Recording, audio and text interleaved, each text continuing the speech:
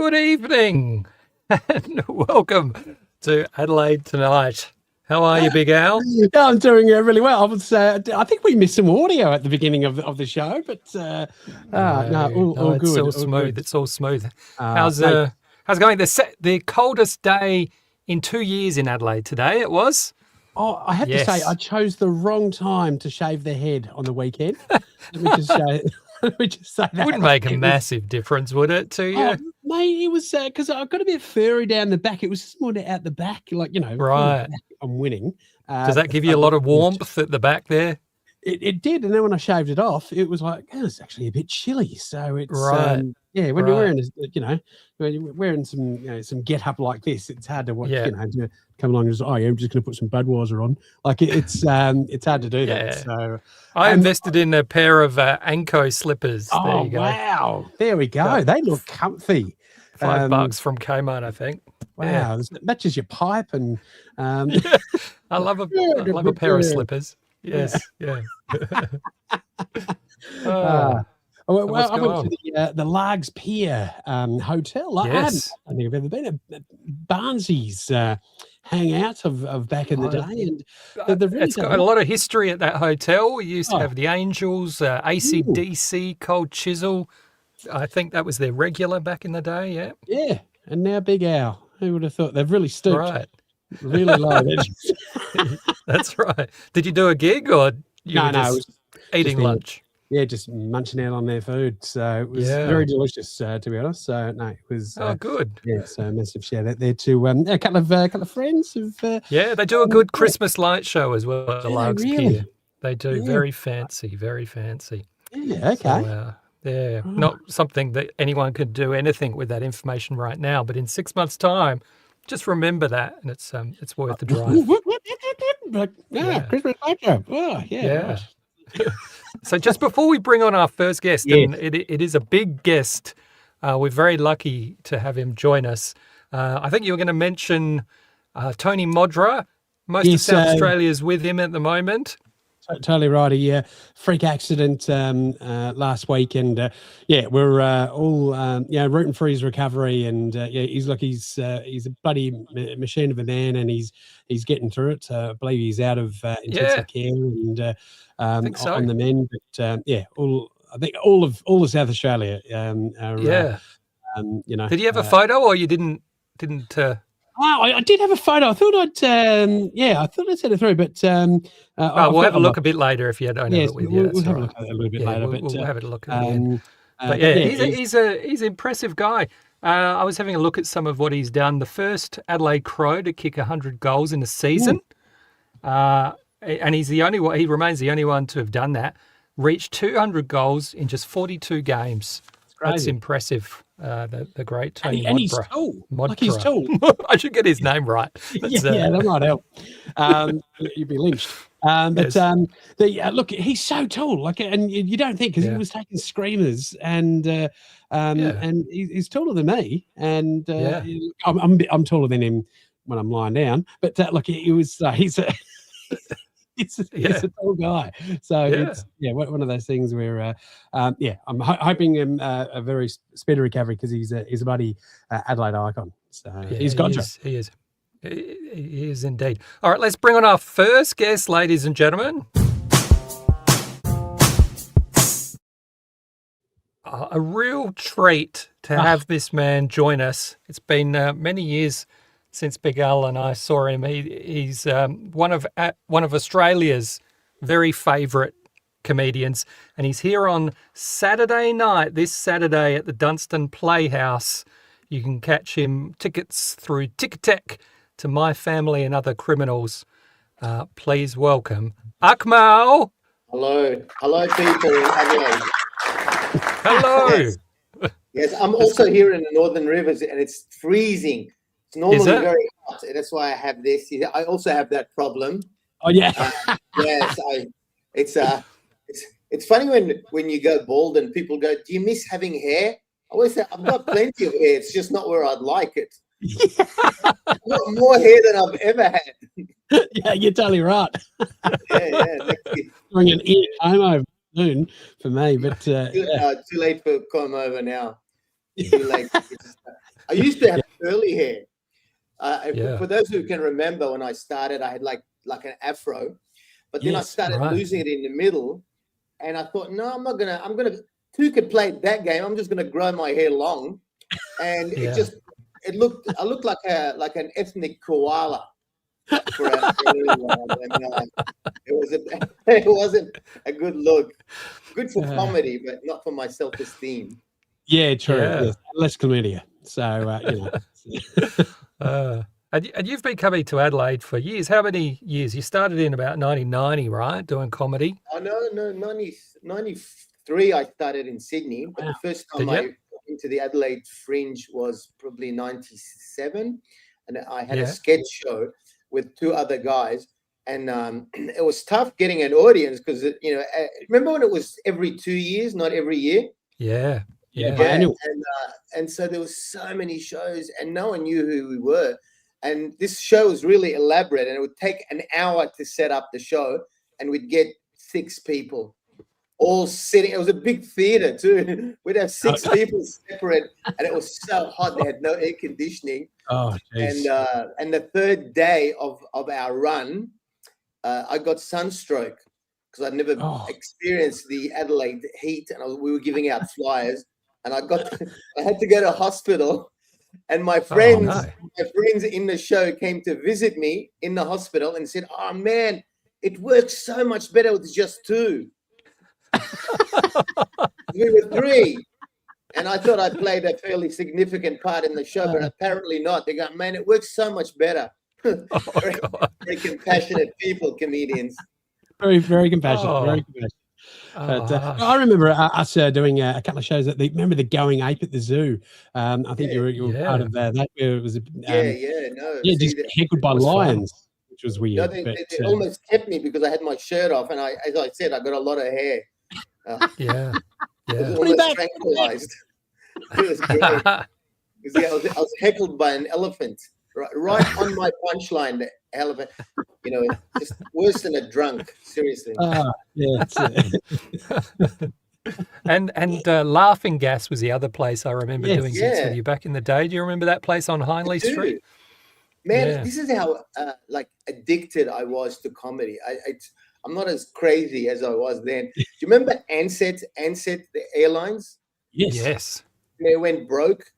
And now I had 3 shows at Laughing Gas, and I was the headliner. I was so looking forward to it. Because there wasn't a lot of work in Sydney for someone just starting out. And I had 3 shows as a headliner, and then Ansett collapsed just to get me. I think they were racist, just to upset me. They collapsed. And the woman who ran it was a lovely lady, and she said, "I'm so sorry, but we're going to have to cancel the show." I said, "What do you mean?" She said, "Well, there's no airlines. We can't get you on a flight." I said, "Don't worry, I'll drive." She said, "What are you talking about? You live in Sydney." I said, "No, I'll drive for the gigs." And I drove 18 hours to do the 3 gigs. Did you? And then I drove on the way home. I was so delirious. I drove the wrong way, and I went towards Darwin. And I drove. This is true. This is a true story, right? I'm very vague with directions. After that 3 gigs, which went really well, and I was pleased that I was so passionate. The money I was making, I spent on petrol easily. And I left my hotel. I drove about 500 kilometers, and then I saw a sign saying Darwin. I thought, "Oh no!" I turned around, and I'm asking for That's directions. quite a wrong turn. The guy goes, "Where are you going?" I said, "I'm going to New South Wales." He goes, "Oh mate, you got to turn around and go back to where you came from," which I've been told that a lot. And I drove 1,000 kilometers, no word of a lie, and I ended up at the hotel where I started in Adelaide, on Hindley Street. Oh no! It's a true story. So you can't. That's why we all live here. We can't get away from Adelaide. We've all tried driving away, but we all end up coming back. There are electric fences. Yes. You're shot just as you're leaving. That's right. Did I see something online the other day? Did you have a run-in with a spider? It's still here. Look, I'm normally, as your audience will attest, I'm normally much better looking. But I got bitten here. Oh my It God. was much worse. It was really puffed up and really quite painful. And Yeah. you know, What was it, a redback or? I don't know. It was a spider, and you know, I'm such a natural comedian, whether I want to or not, right? So I'm sitting by my computer where I'm sitting now, and I felt these 8 legs on my eyelid, and I panicked and I smacked my eye really hard. I almost knocked out my eye socket, and so I didn't get a good look at the spider. But if I see him, I'm gonna have a few words with him. Yeah, probably squish the venom in further. Yeah. Yeah. I had the bite and the smack in the eye. And where we live, it's really beautiful, but there are so many creatures that were here before we got here, and they want us to die as soon as possible. One of my favourite bits of comedy when I was starting out was your bit about walking into a spider web. Yeah. I don't know if you still do that. That was a long time ago. Way back. Yeah. But just the performance was amazing. Yeah. What was it? I don't know. I'm sorry. I shouldn't get you to repeat old material. You're going back 25 years ago. I'm wow! Yes, I haven't done that for like that long. You know. I love that joke. Yeah. Well, I've still got some videos of you because I used to work at Blockbuster, so we've got lots of the Comedy Store actually brought out a whole bunch of videos, and so I've actually still got an actual couple of VHSs of yourself back in the day. From the Comedy Store, the Sydney Comedy Store. Well, I'm happy. Like I'm glad someone took something home of mine. I would hate to see it now. I really hate watching myself too. Like, when I do a DVD back in the day when people were making DVDs, and they'd say, my management would say, "Oh, you got to watch it so we can edit it properly and take the bits out you don't like." And I say, "Mate, honestly, if I watch it, I'm gonna cancel it. I can't. I hate watching myself so much." And then they say, "Okay, we'll edit it ourselves then." And then I watch it and I go, "Oh no, why did you keep that bit in? That's so bad." And But now it's all on Prime. I think you've got 4 shows on Prime. I was having a look. Open for Renovations, Transparent, The Life of Akmal, Live and Uncensored. They're all on Prime. Oh, there you go. Yeah, I didn't even know that. I really didn't. I haven't been paid a cent. Right. The bootleg copies. They're all the ones that Scott's obviously pushed up there. It's, no. It's just like these days, it's on overload. When I'm old enough to remember like having 4 channels on TV, and one of the channels, SBS, you couldn't even understand. So 3 channels really, and that's all you got. If you weren't entertained by that's it. Bad luck. You got to maybe, I don't know. And now it's like unlimited. It's like even the good stuff gets lost among the quagmire. It's just hundreds and thousands of anything. Maybe I don't know if it's a good thing. It's probably overload. Too much choice. Too much. Too much choice. Yeah. I liked when TV was a bit crap. Like like we grew up on watching whatever happened to be on at the time, so you'd watch. Tell me the show you remember. What's the show where you watched the most? Oh, just some of the game shows like Man Oh Man and. Man Oh Man. They pushed the contestants into the water, like in the swimming pool. Yes, that was Rob Guest. Yeah, I do. We remember you on Hey back in the day. Yeah, I did Hey. Yeah, that was live too. And it was terrifying because it was a live show, and you get one chance at it, and if you mess it up, that's it. Like, that's it. I was young, like I thought, if I mess this up, that's it. And somehow you kind of get it together and remember your bits and get through it. There's no live TV anymore. This is live. This is it. Yes, we're trying to do some version of live TV, but it doesn't happen anymore. Nothing. No. The other thing is you can't even know what's real anymore. Like you watch someone do something, and you go, "Is that AI?" And you watch Trump say something crazy, and you go, "No, that's not. That's Trump." That's other people do crazy stuff. It's getting weirder, isn't it? for Oh, us. it is strange. It's a weird world coming up, like. Yeah, and the insane. AI is getting better all the time. 6 months ago you'd go, "Oh, that's AI," but now, is that AI? I don't know. Man, I saw an interview with Paul McCartney, right? And he was saying, someone sent him a video of Paul McCartney singing with the Beach Boys, and he said he'd never sung with the Beach Boys. He didn't even know that song, and he watched it, and he said, I can tell. It took me a while, but I can tell it wasn't me.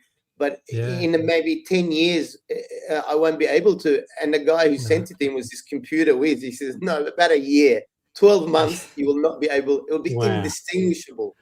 Yeah. Like you'll Crazy. be able to not turn up to things like this. Just get some AI version of yourself to do it for you. AI Akmal. AI I like it. I like it. It sounds like a Islamic terrorist thing, though. My name's a big AI. It's easier. Yeah, that's right. Be all good. Yeah. Now, Akmal, you co-wrote, and also performed in one of my favourite Australian films, You Can't Stop the Murders, and you co-wrote it with Gary Eck and Anthony Murr. And mate, I absolutely loved that movie. I think we actually went to the cinema, I think 2 or 3 times to see it. It was in the cinema. I'll tell you a story about that. Now, we were really looking forward to it. We worked for 2 years writing it, and then it took another maybe 6-7 months in production, and we really will. This is it. This is our turnaround. We're going to. This is easy street. We're going to be stars. And the night the film opened, just coincidentally, America declared war on Iraq, and this was the first war on TV. Everyone was at home, and the film was called "You Can't Stop the Murders," starring Akmal Sali. You just couldn't get it any wrong, right? So anyway, I tell you that the next day I think it was in like 70 cinemas, and we were really excited. Yeah. We went to Fox Studios in Sydney. Me and Gary said, "Let's go and watch it. It might be fun to just sit with the audience and see what happens." And anyway, we went in. The first cinema we got into, it was Jackass. You know Jackass? Yeah. We were up against Jackass.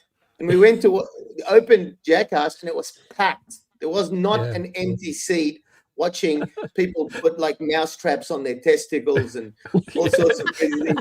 It's like, oh, well, if they're full, we must be full. And we walked in, there were like 6 people. And so anyway, we thought, that's all right. Let's go and sit next to a couple. The cinema's empty.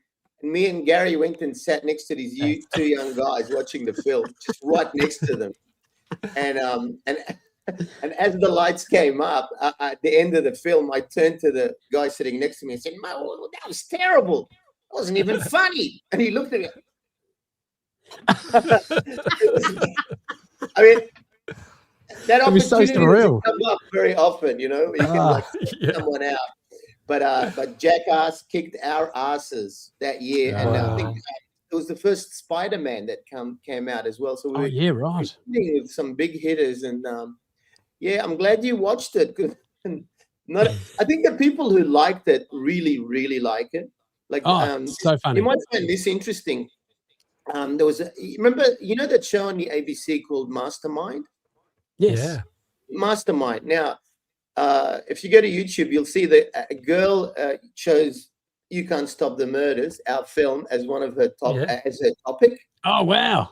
Yeah, and she got 100%. How freaky is that? Yeah. So I called the police and said, "I'm getting a stalker." No.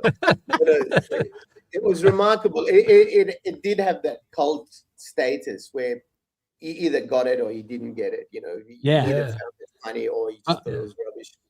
Well, I've got it on DVD as well, so it was, and it was also cars. You had so many cameos from people, and obviously, the late Daniel Haskell, and and Umbilical Brothers, and a few others, and Jimoan, and we used all our friends, all the comedians. We used it. It was great. Comedians can perform well as themselves, so we wrote wrote for these people. So it's like we wrote for Jimo and we wrote for the Umbilical Brothers. And it was just easy because we knew them really well. So it was comfortable being around, non-actors.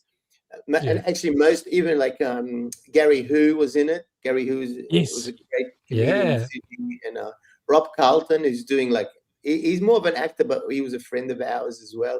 So it was a great time because we just had our friends around and it was such a fun thing to do. And it was so successful. I have not done another one since. But you've also done some animation voices. Did you do voices in The Wild Adventures of Blinky Bill? Yeah, is that right? I've done like, I don't know. Whenever they ask me to do it, I say, listen, I don't do voices. I'm not a voice person, right? I'm not even an actor. And they say, I'll just come and audition. And so I've done like 6 cartoons, different cartoons, 6 different characters, and they all sound exactly like me. There's not even an attempt at changing. I was in Night at the Museum 4. You were, yes. I played Seth, the god of chaos, and I played a cat, like a feral cat in how's it called? Kangaroo Creek Gang. But it's always it's just me.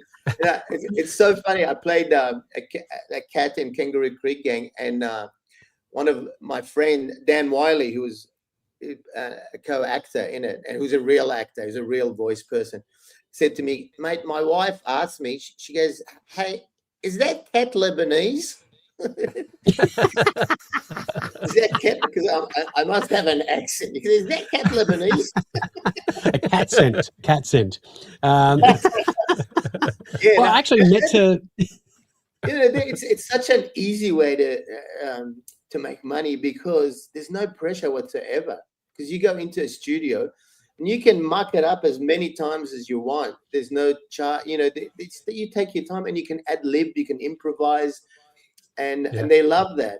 Every company I worked with, they always go, yeah, just go for it. Just say whatever, and we'll use it. And if it doesn't work, we won't use it. So it's really easy. I actually got a chance to meet the lovely Robin Moore, who is also the voice of Blinky Bill. And her amazing energy is fantastic. And it was great. And now knowing that you're on there, wow! It's all coming up. Blinky Bill, Big Al. Everybody you run into.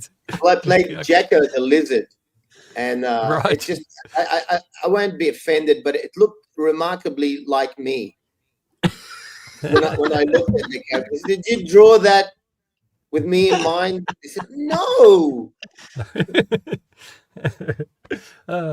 So tell us about your show that you're bringing to Adelaide on Saturday, right? My Family and Other Criminals. What have we got in store? This is a show I did in Melbourne this year, and whenever I have trouble coming up with material, I just remember my family. They're hilarious. They're really, without meaning to, like I'm of Egyptian. I'm my Egyptian background, right? And they're very obsessive about status and education, and you have to be a doctor, otherwise you're not quite human. I mean, if you say a dentist, you go, okay, we kind of knew what you were trying to do, but okay, you will accept you.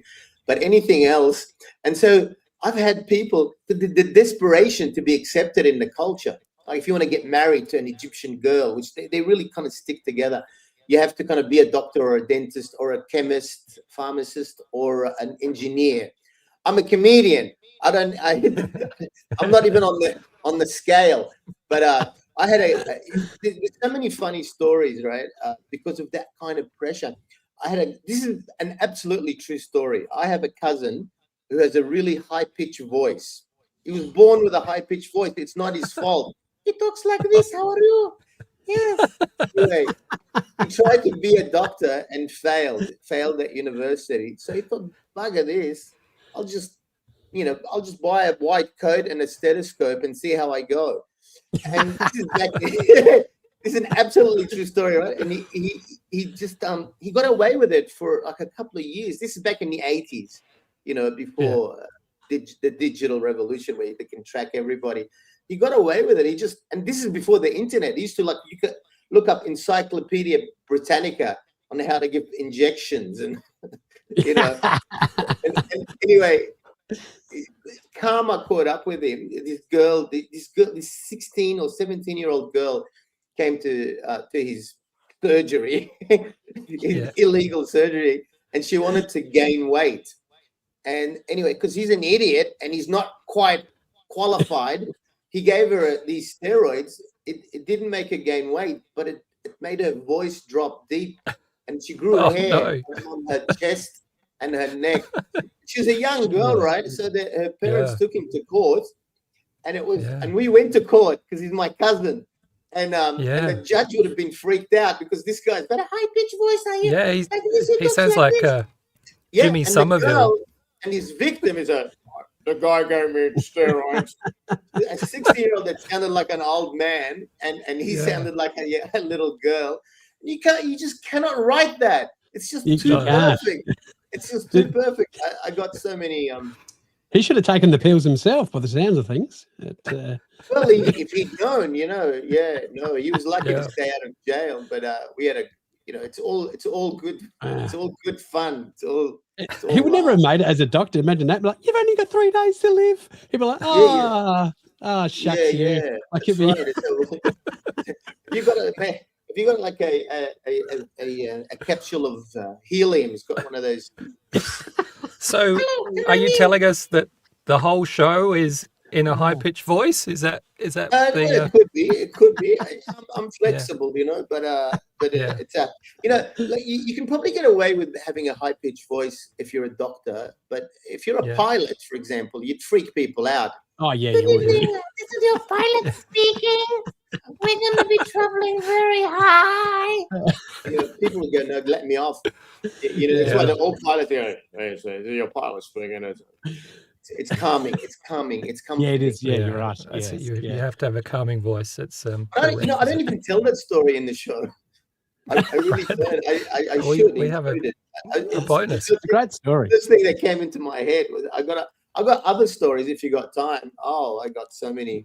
I had an uncle who was a dodgy.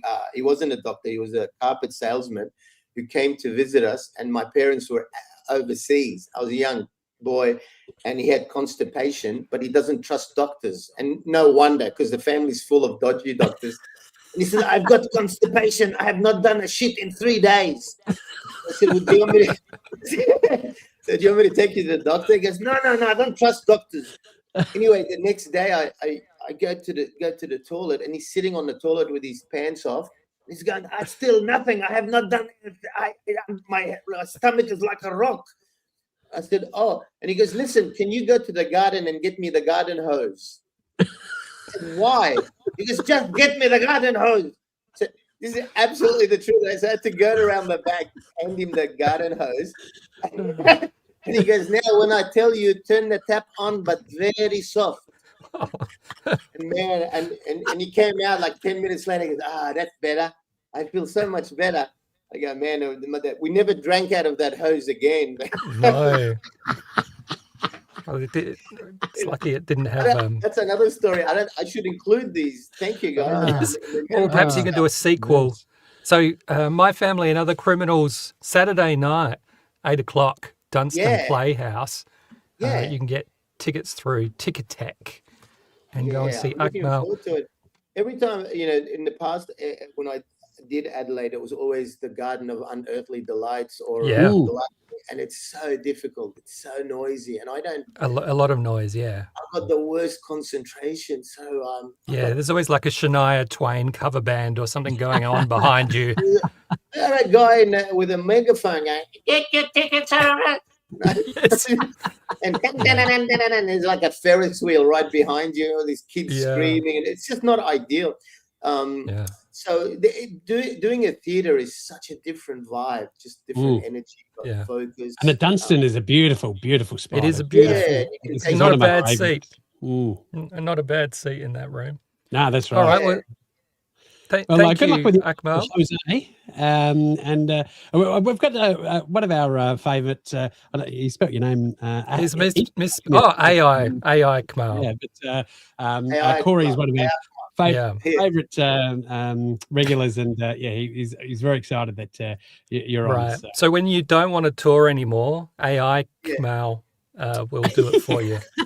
Yeah. Send a hologram of Akmal. So and then I can do the really bad gigs. I can go and work in Rockhampton in Queensland, and if someone throws something to the hologram, not me. Yes. Yeah, and the corporate shows. Yeah. And if he says anything inappropriate, you just blame AI. Yeah, well, that's it. These things have no feelings. Yeah. So that's right. All right. So, hey, you say it as a joke. We're not that far off. I was in London a couple of years ago. They got the ABBA show, and it's holograms. And it's incredible. Like, it's indistinguishable, right? So it's programmed. So if something happens or someone yells something out, the AI hologram of ABBA is programmed to respond accordingly. So it's as if you're really there. It's not like a recorded thing. It's mind blowing now. Right. Does it take requests? So if you yell out for bang a boomerang, they'll just fire it out. Yeah. If someone yells something out, or if there's an emergency or something, they will react as if they were really there. Like it's supercomputers who have sort of every sort of eventuality. You know what I mean? Yeah. It's pretty fascinating. Yeah. All right. Well, thank you, Akmal. It's been lovely having you on. We'd love to have you back sometime. And anytime. Oh, great. And all the best with your show Saturday night. Thank please you. Come and say hello if you're coming. If you are coming. Yeah, sounds good, man. Yeah. We'll come stalk you around the back. I can tell the way you said, you won't be there. You're watching the footy or the World Cup's on. Normally I'd come, but I hardly ever leave the house myself. I've got 3 kids, but he's got constipation. That's why. Yeah.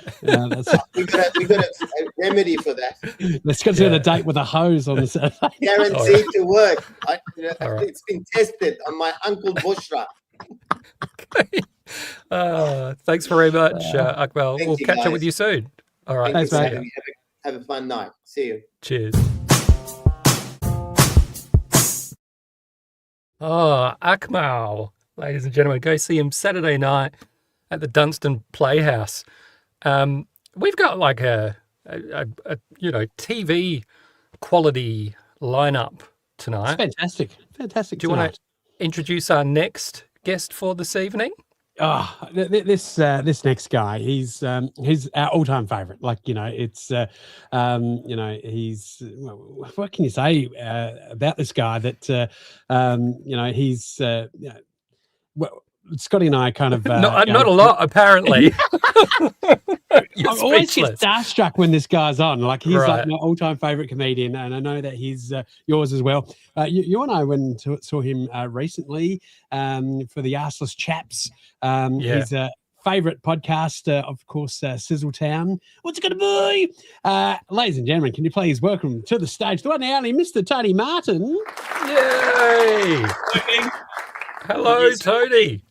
Hi. Is the technology working? I'm at my neighbour's house because I don't have whatever this is. So he's asleep. So I'm. Oh, right. I'm better ask if they're at home or not. Yeah. Sorry, we do this. Are we on? Yeah, we're on. We're on. Good. Yeah. Where are you, Scott? You're a bit something. I am under the stairs. Yeah. Right. Yeah. So I've bought some podcasting soundproofing for under the stairs, but my family tell me it doesn't work. Really? Yeah. I keep Do they the whole watch house. the show? No. Perhaps they will for you. I'm not sure. We had Ross Noble on. They didn't. That didn't do it. I'm going. My head should be the same size as you got. Is that? Yeah, I've tried to do the same thing, Tony, but there we go. yes, there we go. Yeah. Okay. Yeah. Awesome. Well, so we thought you said you'd do something special for us, so we're feeling very privileged. So what have you got? Well, I am one of these people who keeps programs and flyers for every single show that I see, even if I'm just seeing like comics at the local pub. Although flyers, there's not as many since COVID. A lot of people don't do them anymore. The Melbourne Comedy Festival don't have that great stand with flyers for every show, but I've got a box of them here. This is just some programs on it handily. Yeah. And there's programs and flyers going back till 1980. Amazing. Wow. And of all different sizes. For example, the largest one I've got, this is a program for Billy Connolly back in the 80s. Yeah. And the smallest one I've got is a flyer for Lessons with Lewis. Is it a stamp? That's a business card. Yeah. So those are the goalposts. Right. So I thought I'd just go through a few of them and just see if that's great. Please. Yeah, we've got lots of comedy nerds that watch the shows, so this will go down a treat. Well, are any of them old enough to know who Dick Emery is? Yes. Oh, hang on. I'll zoom in. There we go. Dick Emery. Is anyone I do. I do know. Yeah. What was his catchphrase? Well, he had a number. You are awful, was it? Yes, he had a number of different characters, and I think it was that character there, whose name is Hetty, who would just go, "Oh, you are awful, but I like you." And you're probably thinking, what was the show? So this was at the Founders Theatre in Hamilton, New Zealand in 1980. Wow. And you're going, well, how was he able to do all those characters? And what the show was he had a string quartet on stage, and he would come out and do one of his characters, and then he'd pop backstage and the string quartet would play a number, and then he'd come out as another character. I think he did 15 characters over the course of 2 hours. Wow. It's like a radio show. Look how it folds out into a souvenir poster of Dick Emery. Oh, God. Nobody. One. That is fantastic. Nobody needs that on the wall. No, I've never bothered to stick it up. Now, I thought I'd better have something from Adelaide. So this is a show from the Adelaide Fringe in 1994, which I saw, which was Lano and Woodley's very first show. Oh, wow. Because up until here, they'd been a trio, of course. They were Found Objects. Yeah. And I'm pretty sure that they launched this show, which went on to win the Perrier Award, the fanciest award in comedy in Scotland. Yeah. So later that year, or was it? Yeah, it was 94. And that was in I can't remember what venue was it? The Lion Theatre. Oh yes, it's a beautiful theatre too. So you performed there recently, didn't you? With Arseless Chaps. Yes, with Arseless Chaps. Yeah, of course. And you'll notice it's directed by Neil Gladwin. Do either of you know who Neil Gladwin is? No. Yeah, he was in Los Trios. What are they called? Los Trios. You mean Los Trios Ringbarcus? Yes, that's what I was trying to say. There they are there.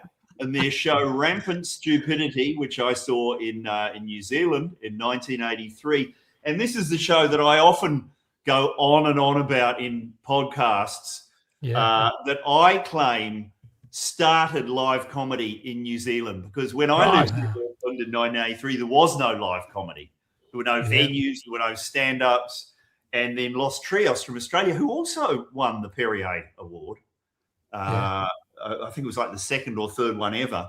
They toured New Zealand playing pubs doing comedy, and people just in New Zealand were like, hang on, you can go to a pub to see something that isn't bad.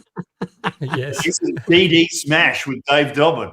And within about a year and a half, there was a single monthly comedy night in Auckland. So I always say this is where these guys from Melbourne who really we have to blame for everything from Alan Bro to Guy Montgomery. Yeah. No one agrees with me or even remembers this. What else? When did they wind up Los Trios? I can't even say it.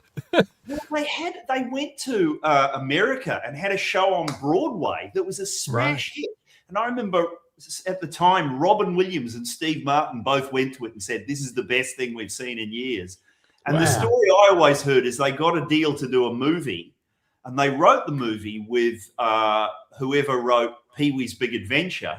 And it was going to be made, but then there's that thing, it's a phrase called in turnaround. So the someone else takes over the studio and they don't want to make any of the projects that are in development.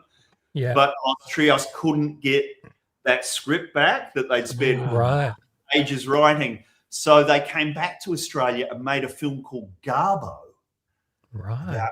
Garbos, which no one remembers. No, I don't. Directed, they hired Ron Cobb, who was a cartoonist a famous counterculture cartoonist from the States, who I think designed the sets for Alien. Is this too nerdish? Oh, no, not at all. It's fascinating. And he came out with Melbourne and directed this film, despite having never directed a film or anything before or since. Yeah. And it didn't turn out very well, and Los Trios broke up.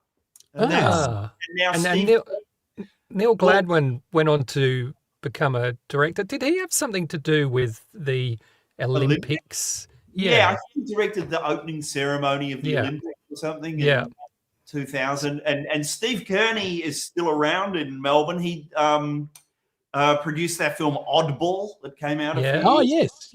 Yeah. So they're still around, but it's shocking how few people know who they are. Yeah. I'm going to keep going. Look at this. What have I got here? Bill Hicks. There's me seeing Bill in Edinburgh. Wonderful. We've been in 1991. How was he live? Good? Amazing. Yeah, it was like a 2-hour show. And it was before he sort of started coming out with flames and it was like in a long coat, like he was in Mad Max or something. He was just a stand-up comedian when I saw him. Yeah. Well, he was on Hey Hey Saturday. Lots of people don't believe. I remember seeing him on Hey Hey at Saturday doing fairly standard material, and which when you see it now, it feels a bit out of place, but that's he did. Because he comes out, he's wearing the usual black suit and smoking a cigarette, but it's against that colourful Hey Hey background, and he comes out with that na na na na na na na music, and I think John Blackman keeps I love watching the old Hey Hey stand-up clips because even if the audience isn't laughing much, John Blackman is just roaring with laughter over the top, ha ha ha ha. Sometimes mocking laughter as well. It's like he just laughs. And then they would go to the ads, and there would be music. And he would always go, "Oh yeah." He would just say that every time. But then there was na na na. I remember. I used to always say to my friends, "Just listen carefully." John Blackman always goes, "Na na na." And, really? I do. Yeah. And then you just nurse. And there were just so many weird things on Hey Hey that you forget. Like Tism were on Hey Hey at Saturday. Yeah. I don't think Daryl was very happy with their performance from memory, but wasn't it? Did they not let him drum? Was that the trouble? What else have we got? Okay, here's by way of contrast to Bill Hicks. Here's a program I have for More Sex, Please, We're Seniors. Oh, is that a sequel? Written by John Michael Housen. Oh my goodness God. me! Wow. And I went and saw that because a friend of mine's dad was in it. So I went and saw a dress rehearsal at the Comedy Theatre, and it starred. And what I realised as I sat there is it was all about old people in an old folks' home. But I'd worked with every single person who was in the play. There was Michael Beach, Tracy Harvey. Oh, Mark Mitchell, look at that. Tracy Harvey, who I wrote my very first jokes for TV. I wrote for her on the Max Gillian show. Right. And who else was in there? I think Mark Downey might have been in there. I can't remember. But but it's great to see a dress rehearsal of a comedy because there's just no laughter in the theatre at all. It looks like Andrew Fife may have drawn. It looks like Andrew Fife's kind of drawing, to be honest. Wasn't he on this show recently? Yeah, he was. Yeah, it does look like an Andrew Fife original. By the looks of things. Did he draw pictures of you during the He did. Yes. We do. Yeah. We do have a drawing of us from him. It Yeah, right. hasn't been framed yet, but it will be. It wasn't Mark Downey. It was Jane Clifton and Matt. Oh, Empty pockets. Let's move on from that. Yes. Here's John Cooper Clarke yes. Oh, wow. at the Glue Pot Tavern in Auckland, Yes. 1983.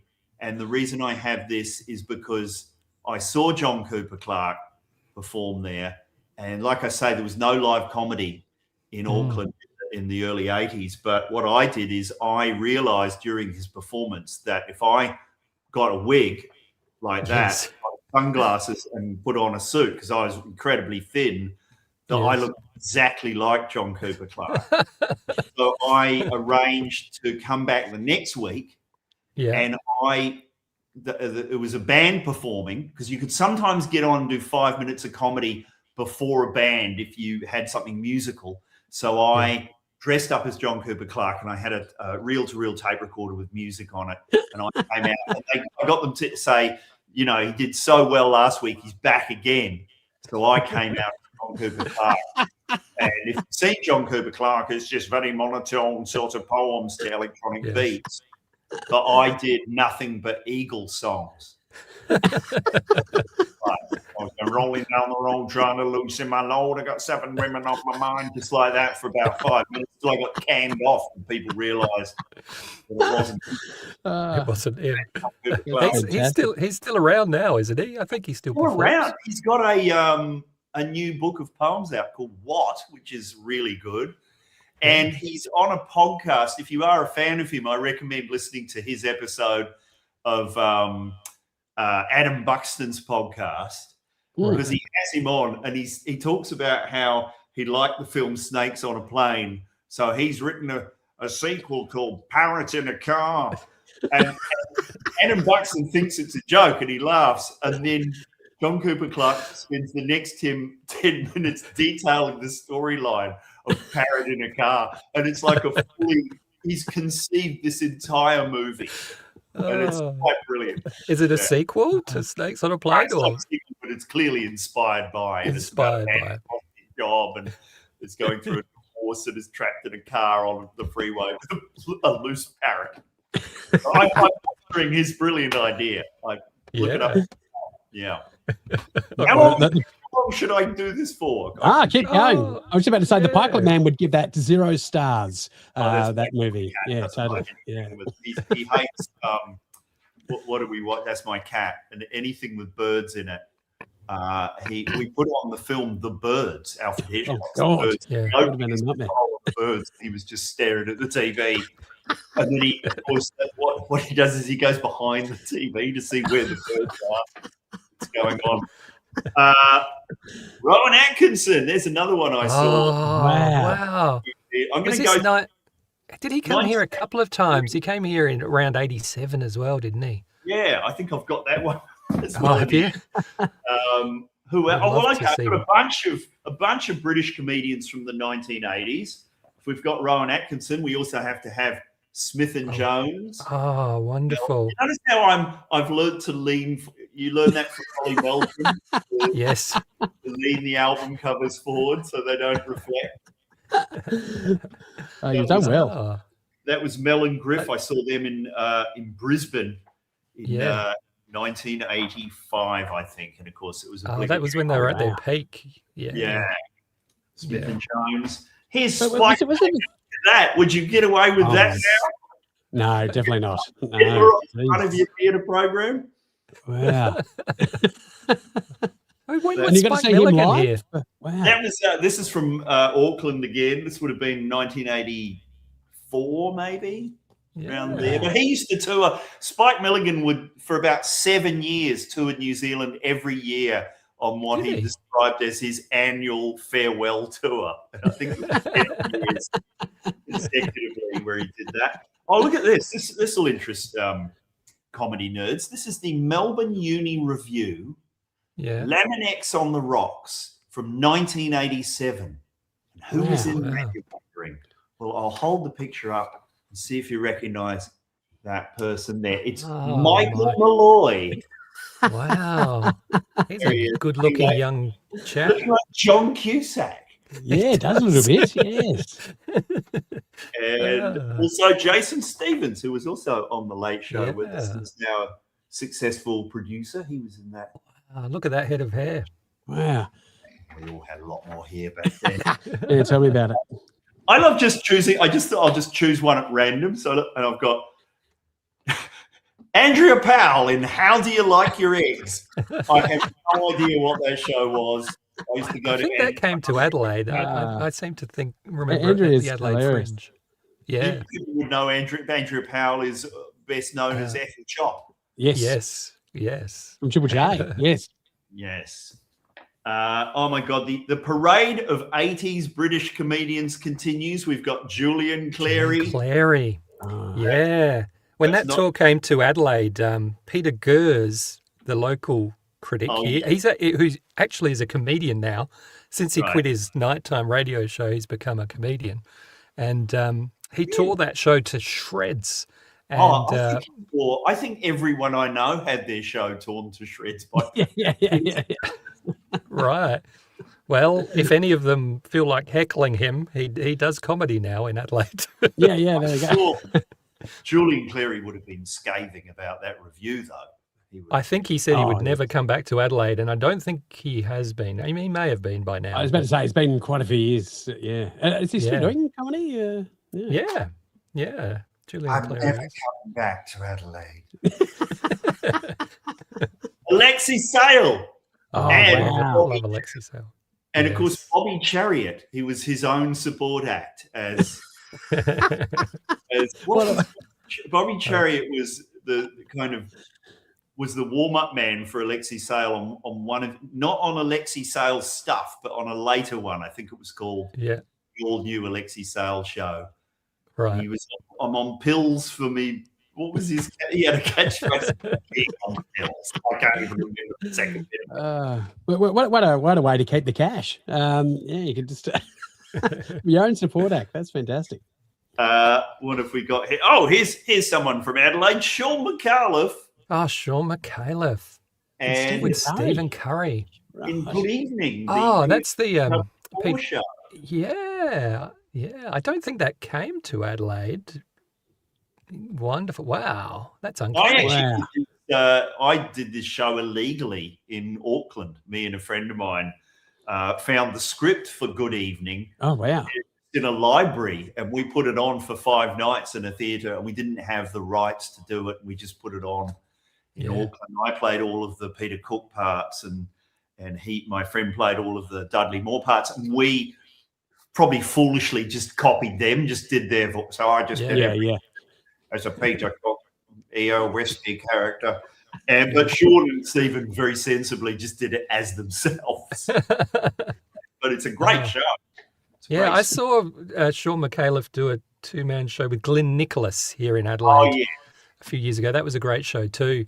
And it was interesting because some of it, there was one scene, which is the only one I remember really, which was quite sad. It wasn't really comedy. It was like about a man putting his father in a home, and it was, and then after that, it was like onto Milo Kerrigan or something, you know. So it was a great show. It was, lots of variety. Because Glenn, again, I'm speaking about things that are almost 40 years old, but do people remember the big gig on the ABC? Yes. The Pate Biscuit. Well, Pate Biscuit.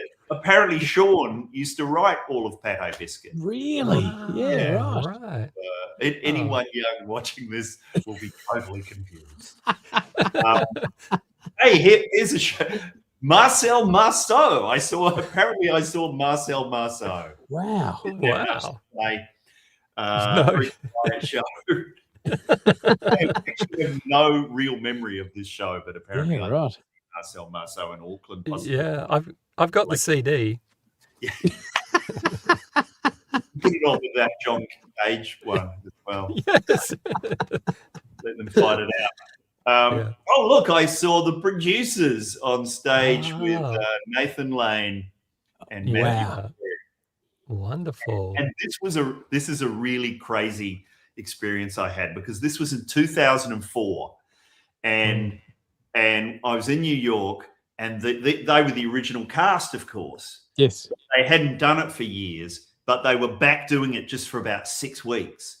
And you couldn't get tickets. But someone said to me that if you went along at and you queued up at 1 o'clock on a Wednesday afternoon, you could get tickets. They would release 4 or 5 seats. So we did that and we got seats. And so we went and saw it on a Wednesday night, and it was fantastic. And I remember it was the day that Martha Stewart, remember Martha Stewart? Yes. Had gone to jail. Remember she went to jail? Yeah, that's right. Yes, yeah. And so they kept breaking out of character and just doing jokes about that. And then Nathan, time to hammer back the fourth wall. And then they go back to the show. And it was like a brilliant production. But then, so that was on a Wednesday night. And then on the Sunday night, we're in our hotel and we're still in New York, and they show the final episode of season 4 of Curb Your Enthusiasm. Oh, wow. The plot line of that season was Larry David being in the producers, yeah. In the producers. Yeah. And the final, it was quite a brilliant ending, because all through that series you're going, I just don't know why Mel Brooks has cast Larry David in the producers. Yeah. And then in the final scene, you cut to across the road, and there's Mel Brooks and Anne Bancroft in what I think was her final screen appearance. Wow. Talking about, and it's exactly like the scene in the producers where they're at the bar across the road from the theatre going, it's going to be a disaster, we're going to be rich. And they cut to Mel Brooks and Anne Bancroft, and Mel Brooks goes, this is, I'm going to fuck it up, but he says, this is great because, Larry David will destroy this production, and then you can call the whole thing off, and I won't have to go to bumfuck Arkansas and say about the local cast, this is the best cast yet. But the whole plot of the season was the same as the plot of the producers.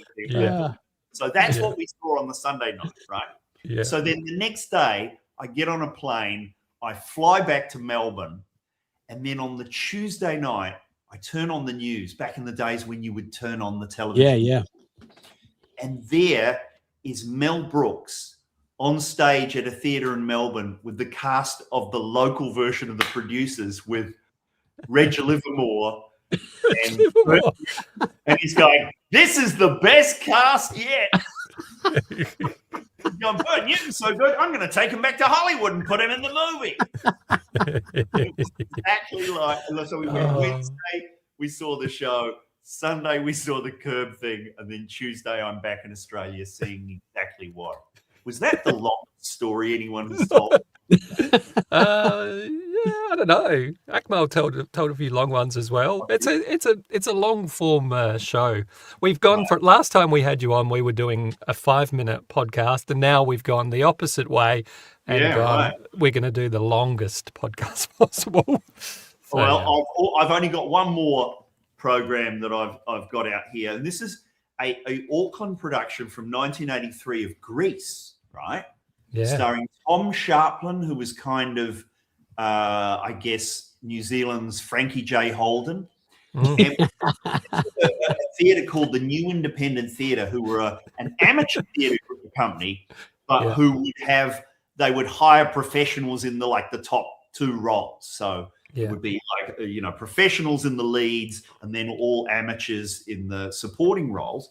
And I did the publicity for this production. So I think my name is somewhere. There's my name just somewhere in the thank yous, right? So I'm in that list. Oh, there you are. Right? And then I was looking at this a couple of years ago, and I'm going, I wonder who was in this. I wonder if anyone was in this that went on to be famous. And have a look at this. In the cast, I don't know if you can see that. Can you read that? Look who's playing Roger. You see that? Roger. Russ LaRock? Russ LaRock. Russ LaRock. Russ L-E-R-O-Q. Rock. Do you know who that is? No. Russell Crowe. That was what Russell Crowe used to call himself when he lived in New Zealand. Really?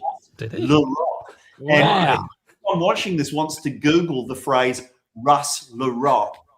In fact, I'll do it now. Shall I do that now? Yes, it sounds great. Okay, I'm going to Google Russ LaRock. on this. It sounds like a great stage name, to be honest. I know Russell Crowe's, okay, but Russell Russell LaRock, it is a good name. Band, but he just calls himself Russell Crowe now. I think he should go back to being Russ LaRock. I think so too. Okay, here we go. Here's Russ LaRock. That's hang on, sorry. You could be like, Russ LaRock as the gladiator. Like it's got merit. It's sounds good. Russ LaRock. Russ LaRock. Oh wow. God, so young. Oh, what a handsome young man. Yeah. And there's a picture here of LaRock. I think there used to be a nightclub in Adelaide called LaRock. There was the LaRock, yeah, the LaRocks. Russ LaRock, his single, I Want to Be Like Marlon Brando. Oh, there we go. Yes, clearly. Wow. Yeah. So that, I remember seeing that single in every record shop in like 1983, and now it's probably like 10 grand. Yeah. So I kind of thought that 50 odd foot of grunt was just an afterthought, but he's going back to his roots with that band. Yeah. Well, I've had a very strange, because I look at that and I go, wow, I've worked with Russell Crowe. I'm almost working with him there. And I've had this strange parallel, because we're exactly the same age. I think he's like a month older than me. Right.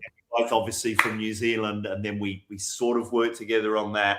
And then, of course, he was in the Late Show I was on in the 90s. He was Shirty, the slightly aggressive there. Yeah. And then I did a film called Boytown, where I named my character Kenny Larkin, which was the character he played on Neighbours. So, wow. I just to have this weird parallel. Yeah, with Russell Crowe. Yeah. And so you don't hang out with him? I'm now imagining you in The Gladiator at the moment. Yeah, I'm going through the film with you in every scene of The Gladiator. That's what's going on in my head. He wasn't in the second one, though. What? No, of course he wouldn't have. No, he wasn't. No. He wasn't a ghost. They didn't bring him back as a ghost. Maximus. Yeah, like it's. I loved him as the Pope's exorcist. And that was a fantastic film, to be honest. And like that on a moped. He was dressed in a sort of cassock. He jumped. He's at the Vatican, and they go, "We're going to send you to, I think, Portugal to do this exorcism." So he jumps on a moped, and he just drives off. And then they cut to him arriving in Portugal, and I'm going, "That would have taken about a week." That's the movie I wanted to see. Was just Russell Crowe on a moped going from Italy to Portugal. Yeah. He's a fascinating man. That footage of him that came out last week, telling autograph seekers how to handle themselves. You stand there, and then one of them asks him, "What did they say?" One of them asked him for something, if he can sign as one of his characters. I don't remember which one, and he just went, "Nope." It was just brilliant. I think it was Maximus. I think it was. And he said, "Nah." As his character from Virtuosity with. That was when I met him. He was promoting the film Virtuosity. And right. How he had spent 6 months studying serial killers. And that was kind of frightening. Well, so he was in Adelaide for a bit then, I'm guessing? No. Research. That was amazing. That feels like you've opened the Holy Grail. Have you shown people that before, or do we have an Adelaide Tonight exclusive here? I think I've dragged it out a couple of times. I did a show years ago called A Quiet Word, where I would speak to comedians on the arts department of the ABC, and somewhere in this box is a program for Bill Bailey, and I said, "Oh, you were in this show," and he goes, "No, I wasn't." And then I pulled the program out and showed it to him. I have no memory of doing that show, but clearly I was in it because my name's in the program. Wow. So it's solved many arguments over the years, that box of flyers. And in pristine condition as well. They're like some of even the artists probably wouldn't have some of these. No, there's just so, like, I'll just choose, let's just choose one at random. Yeah, sounds great. Okay. This is a play called A Tomb with a View. I think 1982. In 1982 in Hamilton, New Zealand. I did the props. I was the props man for that production. All right, let's find something I didn't do. Hang on. Here we go.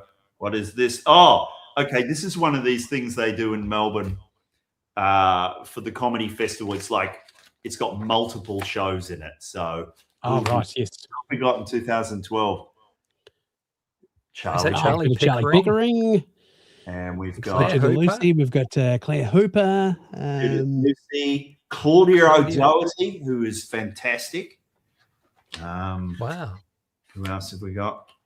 That's a quality page right there. Frank Woodley. Oh, he's got the centerfold. Right. And all right. you have a connection to Leno and Woodley that I don't know if everybody's aware of. There was they did 2 series of Leno and Woodley, the TV show, right? Yeah. And I believe a third was written but never went into production. And did you write some of that? I wrote an episode on spec for what was going to be the 4th series because they did They did 2 series totaling 13 episodes. Right. So that was back in the days when around the world people wanted to buy 13. Yes. So the idea was they were going to do the 3rd and 4th series back to back. And I think they had already written the whole 3rd series, which was never made. And then they were getting, the first time they were getting other people to write for the 4th series.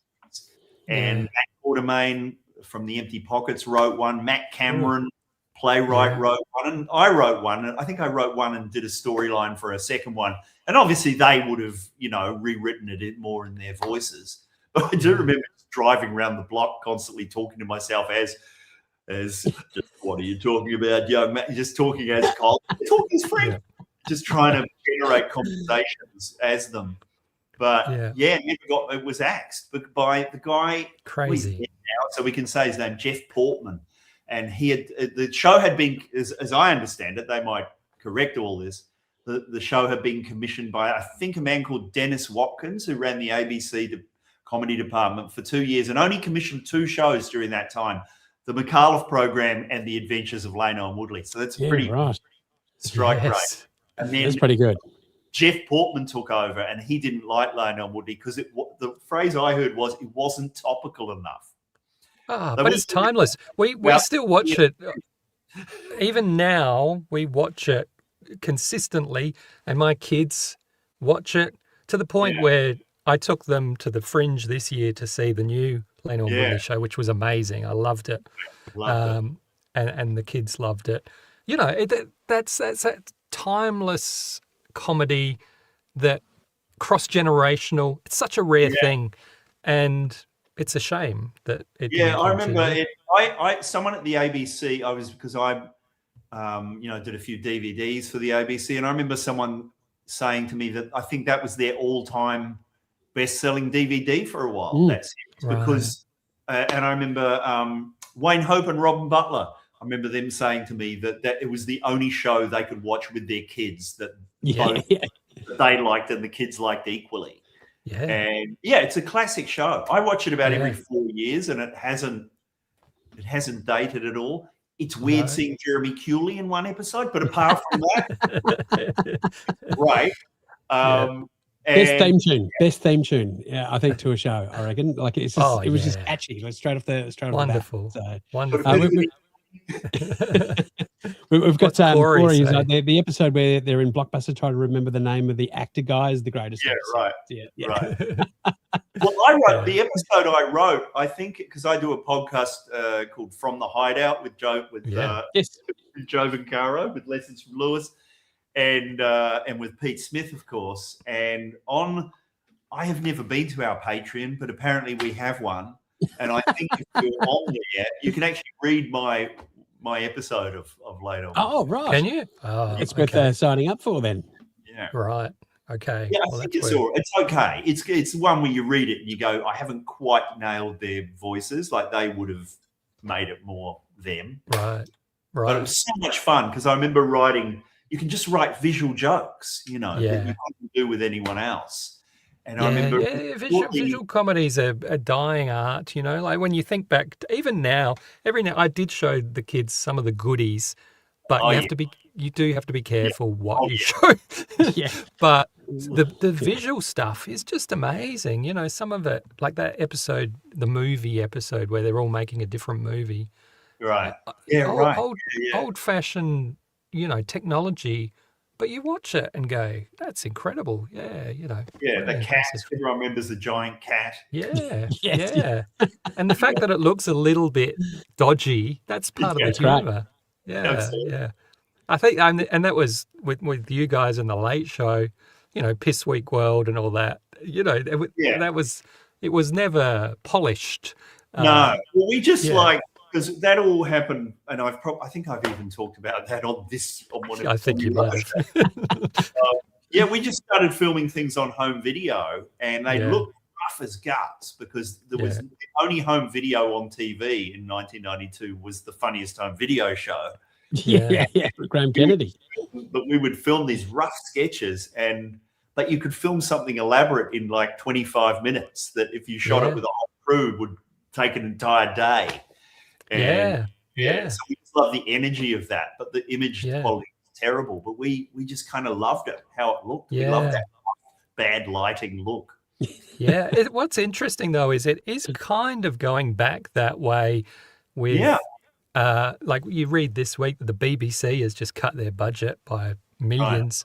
Right. And you know, even this week, like Kyle Sandilands has quit ARN and he's just going to start his own podcast thing from home, live thing. He's going to be doing this. He's going to be doing what you're doing. He's going to have that same background you've got, Scott. Yeah, he'll be under his staircase. It's probably a little bit bigger than in here. You got to use it, Scott. To be a reserve sign with a gold microphone in there, like it's. Yeah, right. Yeah, Jackie, I was going to say something inappropriate then, but I won't. Well, I agree that the budget cuts and everything. The answer to that is to just come up with an idea that looks good, cheap. Yes. And I'll give you 3 examples. The one I always use is Marion and Jeff, the one that Rob Brydon did, where it was a single camera filming him driving around in his car, complaining about his divorce. It was a brilliant show that you could make for no money. Yep. Another one would be Alan Partridge's Mid-Morning Matters. Mid-Morning Matters, which is great, on webcams, but it was like it was supposed to because it was as if you were watching the webcams. And another more recent one that's been going for years, I think has got a lot more elaborate in recent years, is On Cinema with Tim Heidecker and Greg Turkington. That for the first, just them against a really bad backdrop of a cinema that was sort of badly chroma key behind them. And I'm going, that's. And there's one Peter Kay car share. I don't know if you've seen that. It's quite good. No. Yeah, it's just Peter Kay sharing cars with colleagues from work. So that's all it is. Just the car journey. It's quite good. Yeah. Well, and shows just get cheaper and cheaper and cheaper. And I remember I mentioned the McAuliffe program, but I remember that was the last series of that was made in the year 2000. So that's 26 years ago. Jeez, and I remember Sean saying to me, "This is the last time you will see a sketch comedy show made on this scale with all these set budget." And then I remember maybe 10 years later, I was working on The Librarians, a sitcom, and they had made the first series had been 6 episodes. But then the second series was 8 episodes, but I think it was made for the same amount of money as 6 episodes. And I remember Wayne Hope saying to me, the problem is that we did it. And now that we've done it, they're never going to go back. Right. Well, you can do that. You can make 8 episodes for the price of 6. Great. So that's what you're going to do from now on. That's it's smaller and smaller, but people still expect production value. So that's why every Australian sitcom is mostly just set in an office. Yes. That's all people can afford to film now. Yeah. So my boring speech that I give to people is then we have to come up with ideas that look good, cheap, like On Cinema or Mid-Morning Matters. Because if that's all we've got to spend, let's come up with something that looks good on that scale. Much as people like to be doing spectacular, stuff. Yeah. Sorry, it's got to get. I've got on my soapbox, haven't I? I've got on my. No. There's no structure to this, really. It's just a chance for us to catch up with people like yourself and have a chat. That's really what this is. So good. Thank you. And a show on the cheap would also be just Pete Smith with Melbourne Pelvis. Just I think that'd be fantastic. Just it's funny you mentioned that, because Pete Smith did do a Tonight Show in Adelaide. Yes, it was called Adelaide Tonight. Yes, it was. Yeah. So we've we paid tribute to that show. It is. We and Wills was on it. We love old variety TV. And we checked, and the name is no longer registered because we were. Right. So I spoke to someone I know at Channel 9, and they said, no, you can use it. No one's using it, so that's why it's tonight. Right. I actually have a Pete Smith signed bow tie, and it was so.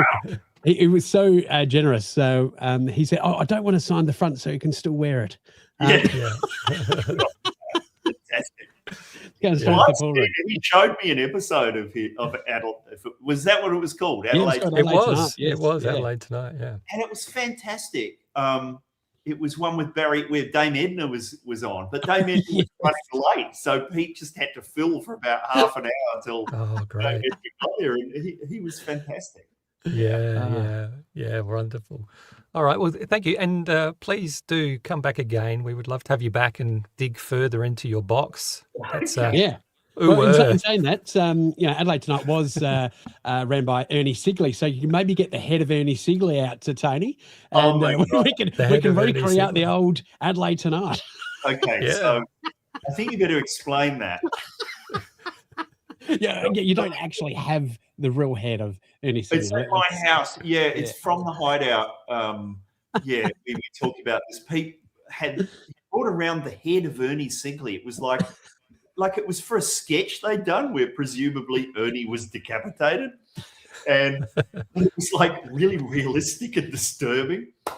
And he just left it at my place. And then about a week later, like a tradesman had to come around to fix something, and he's just like, "Oh, wow, you got the head of Ernie Sigley." It's like the variety TV mafia. Yeah. So we could recreate the old Adelaide Tonight, Scott. There's still a chance. Let's do it. Do it. Yeah, we tried to get Ann Wills on, but she's no longer in the state apparently. Yeah, she's retired and so declined. I think you said she's no longer in the state. She's no longer in the state of South Australia. I don't believe she is. I think she's moved. Wrong, isn't it? Yeah, I know. Like it's I would assume that, like the people on that show, Widows Bay, who can't leave that island, I would assume that Ann Wills can never leave South Australia. Yes, that's right. I just because that it would just take moving trucks to get rid of all the logies. They have to the earrings, of course. One truck for the earrings, one truck for the logies. Yeah, that's right. I was on the second to last episode of her morning show. With Richard Marsland. Yeah, with Richard Marsland. It was the day I met Richard Marsland. I'd already met him that morning was he on SAFM maybe? Yes, he was doing SAFM. Yeah. With Limo? Was he doing a show? Yeah, he was doing a bit about Limo and Amanda Blair. It was Limo and Millie there for a while as well. So this is 2003, I think.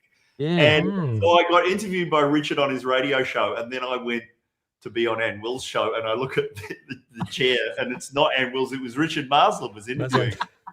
And while he's interviewing me, people were literally taking things away because the show was ending the next day. And so like furniture and pot plants were just being taken out of the studio. Oh, right. But it would have been so cool to be on the last Ann Wills. Oh, yeah, that would have been great. Second to last is not as Second to last.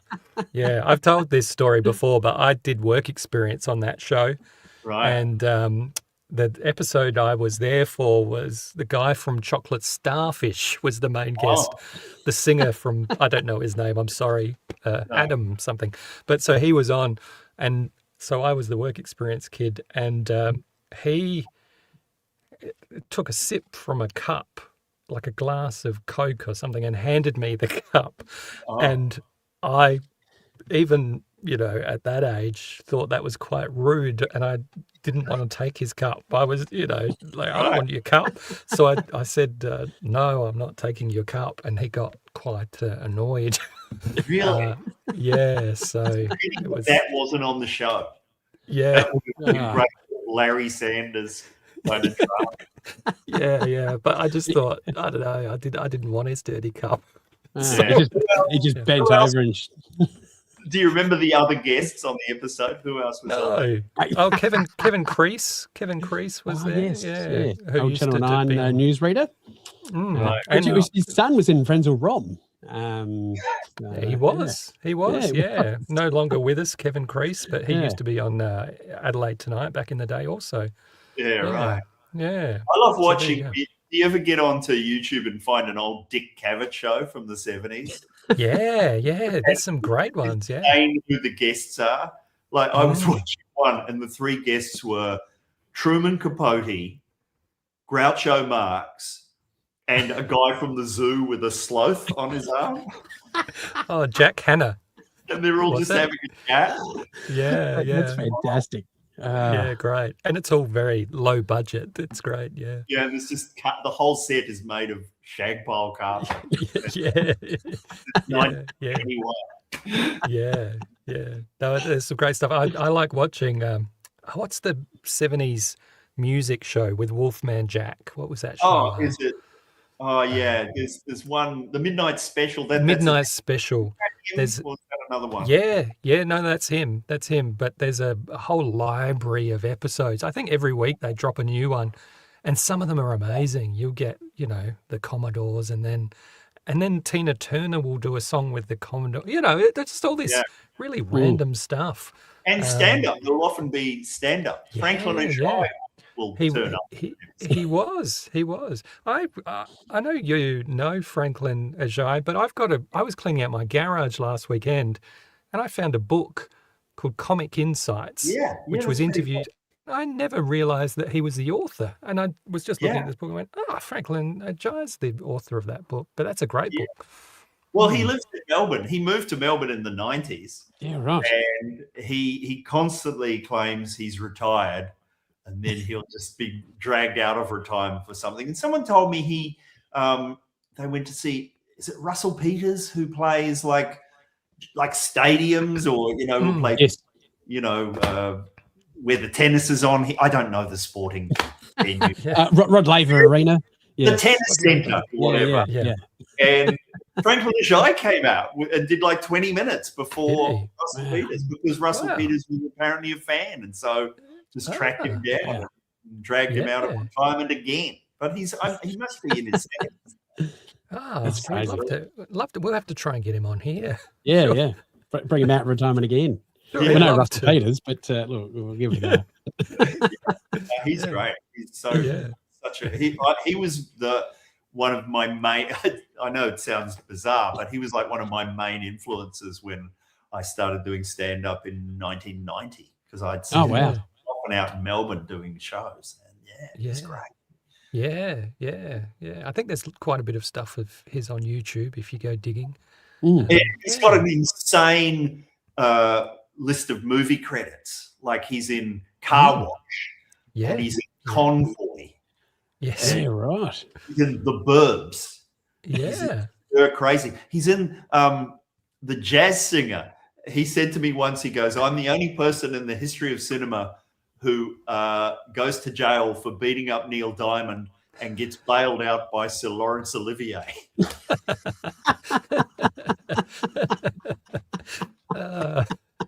Yeah, that's It's a fantastic. good title to have. That's Yeah. All right. Well, thank you so much for coming on, Tony. We really Thanks, guys. appreciate it. it was a pleasure, mate. All right, And cool. Thanks for yeah, having me. perhaps- I don't know how to perhaps we switch this off, so I'm just going to be in this box till Okay. I'm certain Yeah. the show is over. All right. Yeah, I think you just unplug and you'll be fine. All right, okay. All right. Thank you. Thanks, guys. Talk to you soon. Thanks, mate. Oh, Tony Martin. This show's gone on quite long and I'm losing my voice. I don't know about you. Well, before we head off, we do have Oh, we haven't done the wheel. Yes, we've It got. wouldn't be a Tonight Show without the wheel. Yeah, that's of course. We've got the we've got the wheel, and we'll bring to the stage. We've got special guest Eddi, who is on. Round of applause for Eddi. Hello, how are you, Eddi. Eddi? All right? Hello, how we going? Yeah, doing good. Yeah, good. You're a local Adelaide comedian, and you're doing some great guns, and you're going to be playing for $100, which is it's good coin for Adelaide comedians. So Yeah. Oh, hang on. We got to do the theme.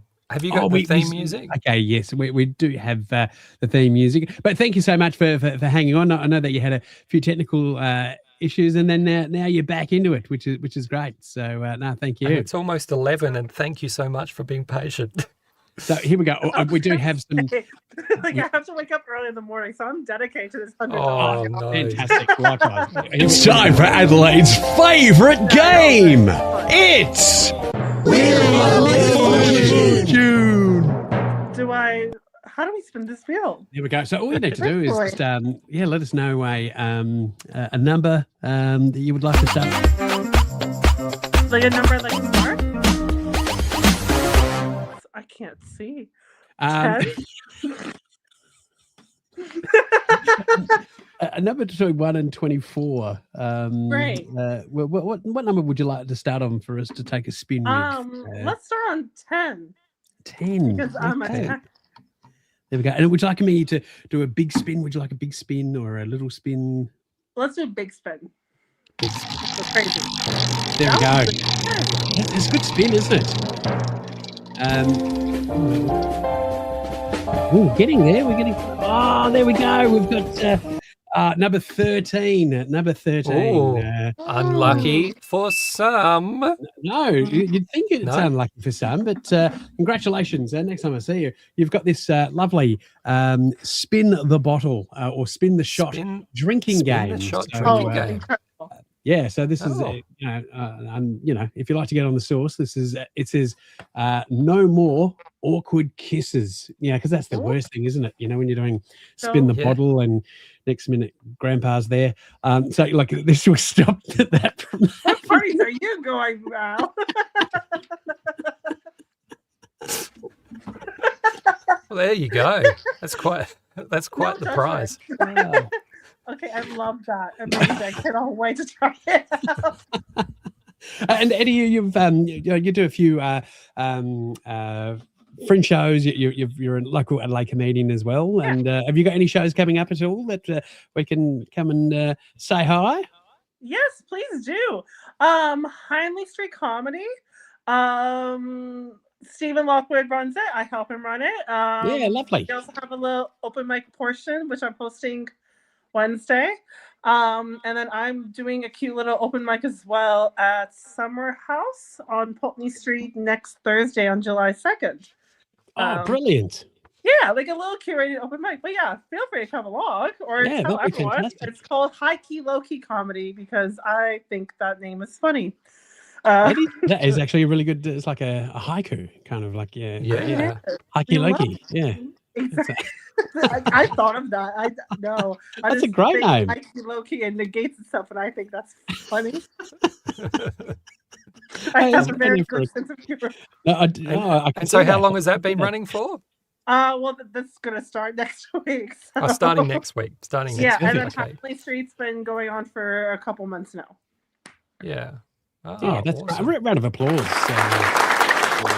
I love that. Yeah, there we go. So no, if you'd like to check it out, it's great that lovely comedy shows are popping up all around Adelaide, and it gives a chance for comedians and other people to give a chance to check some stuff out in different venues. So no, awesome. Yeah, for sure. And thank you so much for sticking around tonight. Well, this is very fun. I love it. Like Adelaide on Monday night is never boring, especially with Adelaide Tonight. That's right. Yeah. That's right. It's So, a bit of a chat would- show. we'd love to have you back, That was and gonna be out. yeah. And we'll catch up with you next time, and we'll And play let this. us know how you go with the spin the I whatever will, that and is. I'll make Yeah. sure Yeah. that my grandpa's not there when I try Yeah, it out. spin the shot. Spin the Uh, shot. How to Spin play the it. shot. Fill the shot glass with your drink of choice. Place on a silver base. Yeah, whatever. Whoever the arrow lands on drinks, and then Drinks. you refill. Oh, right. So it's like spin the bottle, but they drink instead of giving you a pash. So it is safe to play with. Oh my god, Grandpa. I'll try it out with my next gig. That'll be my bit. Well, this mix it up by filling the shots with something else, like chili sauce. Oh, you crazy cats! Hours of fun for the whole family. So much fun. Like Grandpa would love it. I don't know why He would. does. We won't mess with his diabetes, but look, normal chili sauce will be fine. You don't have to have the sweet stuff. It's all good. But thanks, and Eddie. if you would like to join adelaidetonight@gmail.com, if you would like to join the wheel, that's the email address, adelaidetonight@gmail.com, and you could be a winner like Eddie of something random from Big Al's cupboard. Yeah, that's Now I right. can Yes. have awkward kisses. That saved my life. Thank you. Thanks for coming on, Eddie. Thanks, That's Eddie. all right. Thanks for having me. Have a lovely night. Yes. We'll talk to you soon. All right. See you.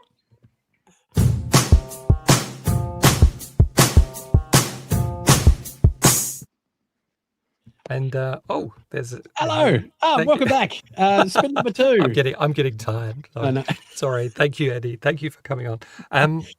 Now we should Of course, thank our our sponsor. sponsor. I was supposed to do this earlier, but that's all right. we've been had quite a busy show. But our sponsor is Funny Quiz, ladies and gentlemen, which is serious trivia hosted by comedians. Yes. And the questions are written for an Adelaide audience, so it's not like a quiz night where the questions are written by someone interstate in a little room somewhere. They're all there's lots of local questions. I thought some like Cooper's, Cooper's questions, and like when was Cooper's thing, and what kind of name 3 Balfour's products, so it's real Adelaide kind of material. Like I said, you wouldn't see that anywhere else. So no, so there's loads of. There's a big list of the nights, and each night is hosted the by answers, a comedian. Scott. No. Oh, sorry. Monday night, Saracen's Head is hosted by Jono. Jono Mackay runs the whole thing. Funny Quiz is his idea. And Rowan Harry. Findon Hotel, Ali Dent, who'll be back on our show next week, hosts the Rat and Parrot. Tuesday night, Jono again at the Brighton Metro Hotel. Tom Lyon at the Royal Oak. There's one near you, so go to funnyquiz.com and you can see where your local funny quiz is, and take the family out. Yes. You can win some prizes and enjoy your evening.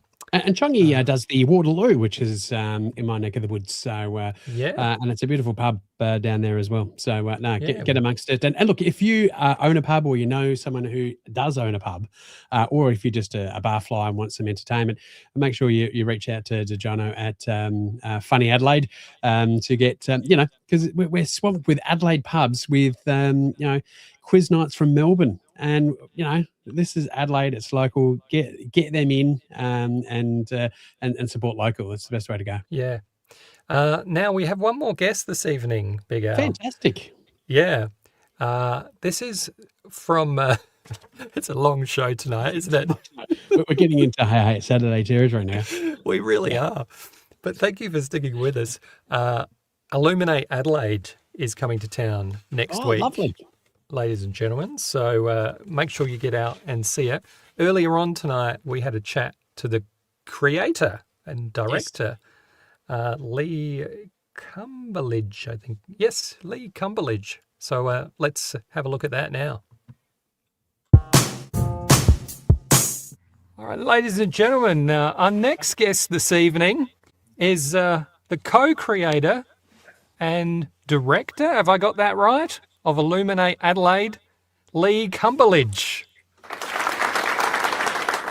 Welcome on board. Is that right? That's what you are?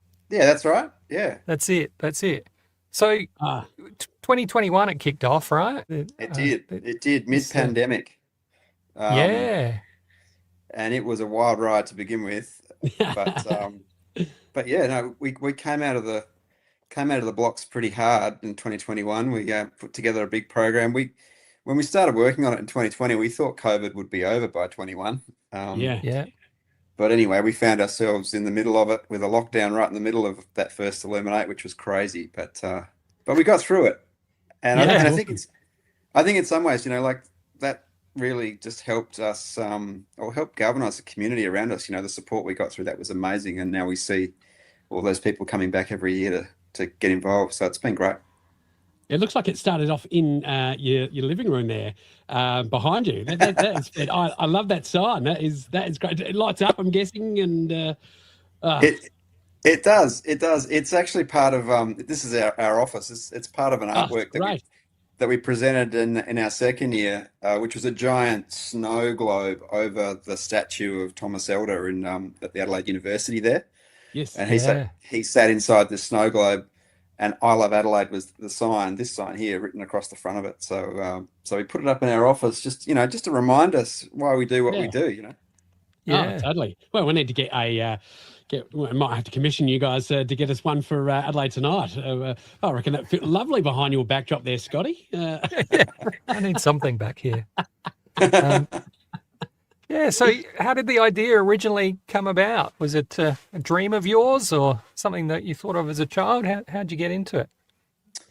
Yeah, look, I'm not sure it goes that far back, but Rachel as a party, my co-founder, and I, we've both worked in the arts and in festivals, all our careers really, here in Adelaide originally, but also in other cities. And we came back to Adelaide independently of each other about 8 years ago and just started talking about, wouldn't it be great to do something in winter? And it just went from, a few convos over a coffee about what we could do to, a business case, talking to everybody around the city, putting together, the proposal for the whole thing. And we just kept finding people were really into it, all the institutions that we now partner with, so all the businesses in the city and the government as well, everyone was just right behind it. So we set up the Illuminate Adelaide Foundation and got a lot of support around it, and the rest is history, Well, it's become an institution within a couple of years. It always reminds me of Christmas in July,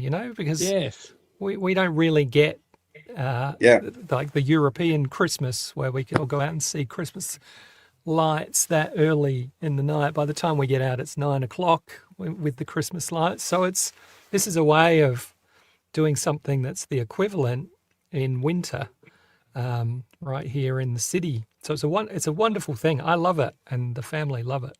Yeah, great.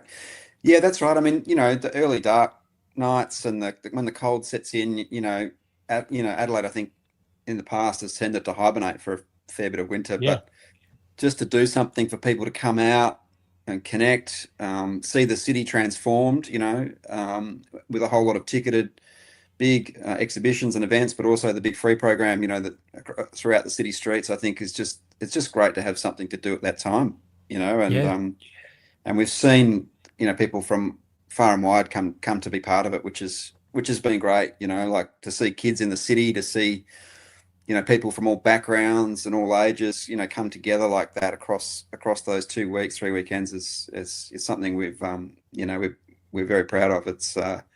It's a massive reward for all the hard work that we and our amazing team put in, year round. So it's can't wait for it to start next week. Yeah, you're totally right, because after Fringe, we would hibernate until the pageant. Pretty much. So it's actually great to actually have something in winter and walk around with some mulled wine and really enjoy the show. And look, it's also ventured out to, given other like councils and other besides just out in Adelaide. I know Moses Lakes have been doing some little bits and pieces, kind of on the same kind of thing. So it's good that it's kind of also spreading outside of the city of Adelaide as well. So that's wonderful. It's been great to see things pop up around it as well. Like you say, it's just inspired a whole lot of other activity, which is great.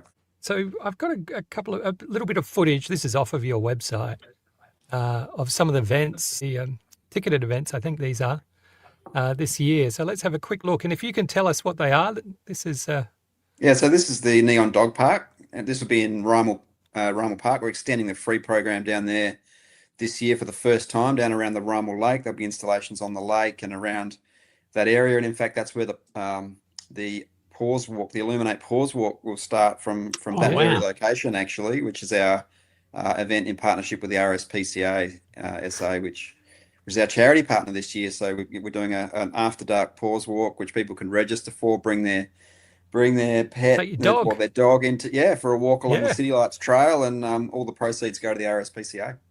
That's great. I think I've actually got a illuminated collar for Brian, so I should whack that. Yeah. That's my dog, not my dad. Just Lee. So I should put that on in and bring him down. That's fantastic. Yeah, you actually get one as part of the registration.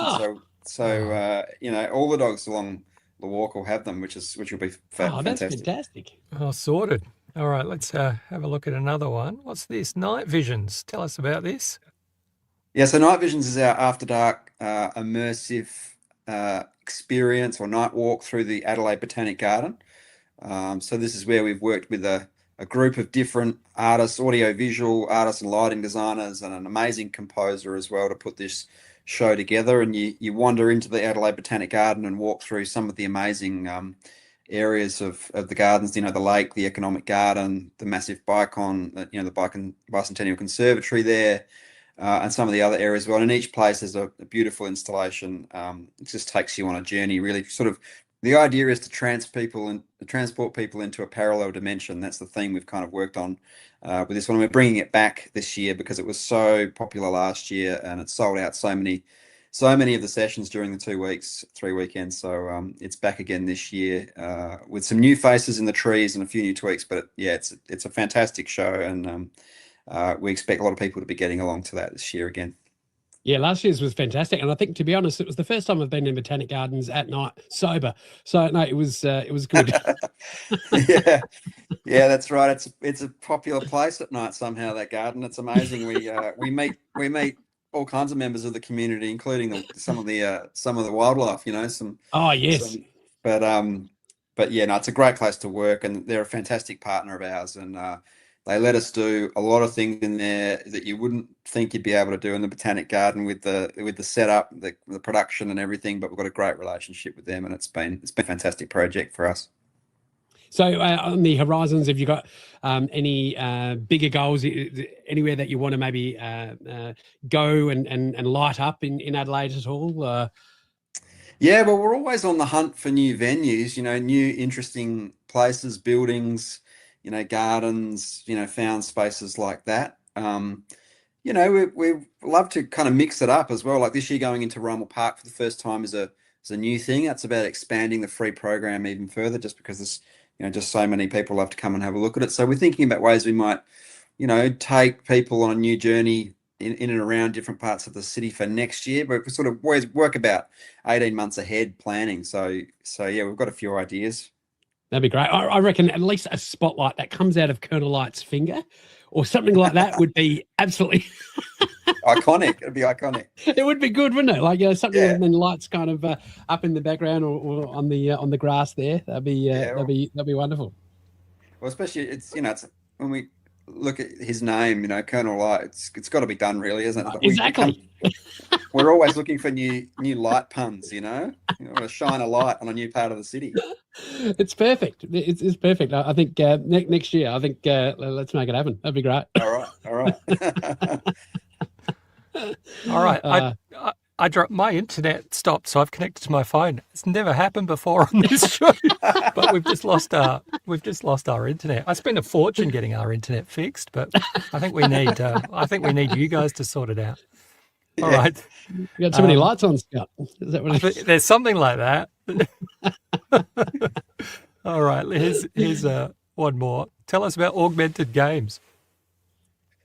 Yeah, Augmented Games is this massive interactive gaming project that is going to happen at the Ridley Centre in the Adelaide Showground. It starts on Friday, actually. It's our first project.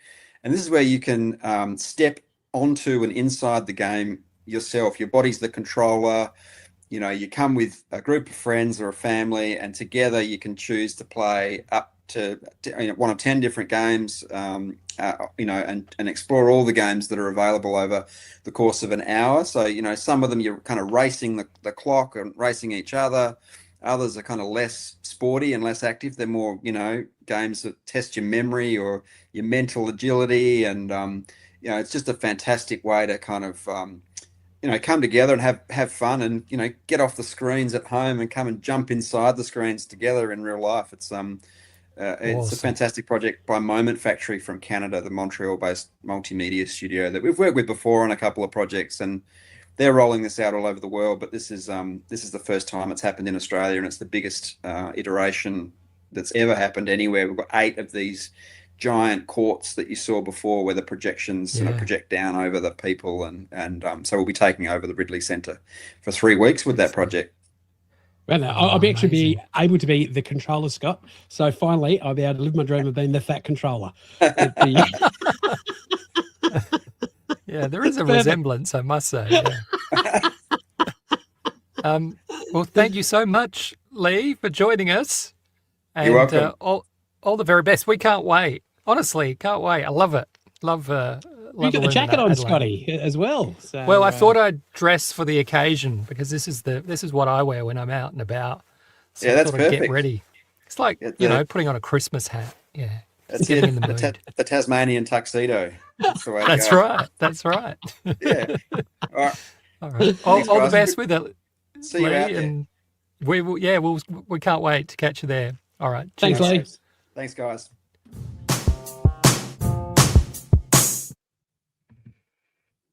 There we go. Illuminate Adelaide. Illuminate Adelaide. Make sure you go. It's awesome. Love it. I love Illuminate Adelaide. It's a wonderful time of year. It is fantastic. Because we used to have it a lot in the northern suburbs, but it's just people's roofs really illuminating. So it's the greenhouses. Yeah, for the greenhouses. Yeah. Yes, of course. Yeah, of course. Yeah.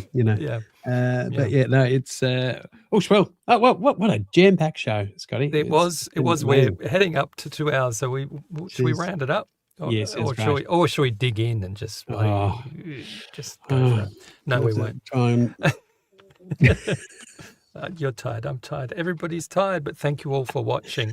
We appreciate it. Yes, thank you. Thank you for everyone. And of course, Corey and who else do we have there? That a few people chucking in a few comments. Hookstagram, thank you for watching Hookstagram. Yes, thank you. Thank you, everybody, for joining in this evening. If you would like to buy us a coffee, Jamie last week bought us 3 coffees. What a legend. After getting a shout out from Ross Noble. And Ryan Smith bought us 2 coffees. So you can go on and I think you can chuck us a coffee each, or you can just put in, I think you can pick your own amount and chuck us $2 in the hat if you like. Sounds good. buymeacoffee.com/Adelaide tonight. All right. Well, thank you all. And we'll catch you again next week. Looking forward to it, Scotty. Have yourself a fantastic week, and we'll catch you guys very soon. We'll leave on this picture of you and the great man. Yes. Tony Modra. There we go. Hats off to you, mods. Thinking of you, buddy. All right.